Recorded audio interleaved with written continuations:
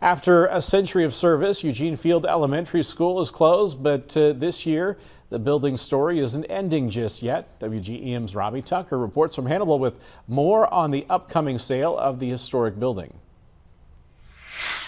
First time in its 100-year history, the Eugene Field Elementary School is sitting locked and empty during the school year. But now the building's up for sale, and there's hope that this historic structure can continue its legacy.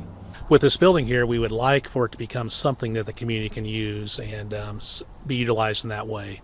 And that's what our goal is. The Hannibal School Board voted to accept bids to purchase the building during a recent meeting. A 4-3 vote during a board meeting in November 2024 closed the school down for this school year.